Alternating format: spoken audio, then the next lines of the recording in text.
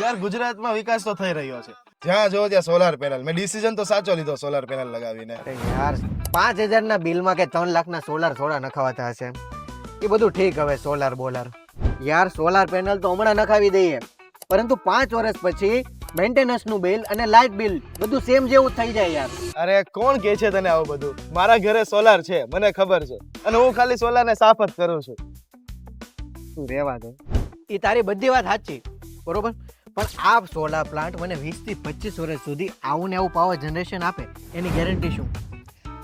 તું એક કામ કર, મારી સાથે ચાલ. ક્યાં લઈ જશ મને? કાંઈ બોલમાં તને બધા સવાલના જવાબ મળી જશે. ભાઈ સાઇટ પર કેટલી પેનલો આવેલી છે? અત્યારે આવી છે આપણે 7,000 પેનલ આવી છે. ટોટલ આપણે 14,500 પેનલ છે અહીંયા. ઓકે. કેમ છો સોમભાઈ? ઓહો હાર્દિકભાઈ કેમ છો? એકદમ મજામાં. યસ ભાઈ બોલો. અમને સોલર પેનલ વિશે બહુ ગેરમાન્યતાઓ છે, હવે તમે જ કંઈક સમજાવો. શું ગેરમાન્યતાઓ છે તમારી? પહેલો પોઈન્ટ એ આવે સોમભાઈ કે આપણે 5,000 નું બિલ આવે છે તો 3 લાખનો ખર્ચો કરીને સોલાર પ્લાન્ટ હું કામ નખાવો? આજે તમારું 5,000 નું બિલ છે ને 3 લાખનો તમારો ખર્ચો થાય છે, પણ જો તમે પ્લાન્ટ લગાવતા હો તો ગવર્મેન્ટ સબસિડી પણ આપે છે. તો 3 લાખમાંથી 78,000 રૂપિયા તો તમારી સબસિડી છે, સાથે ઇઝી ફાઇનાન્સ એટલે કે લોનના ઓપ્શન પણ ગવર્મેન્ટે ઉપલબ્ધ કરેલા છે, જેથી તમારું જેટલું ઈએમઆઈ છે ઓલમોસ્ટ એટલું જ તમારું લાઇટ બિલ આવતું હોય છે.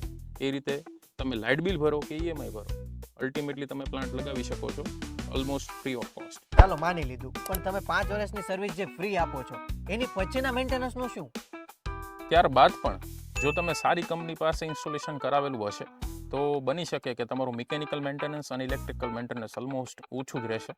અને મેજર વાત કરું તો રેગ્યુલરલી જો તમે પેનલની સફાઈ કરતા હો તો કોઈ મોટું મેન્ટેનન્સ સોલાર પ્લાન્ટમાં આવતું નથી.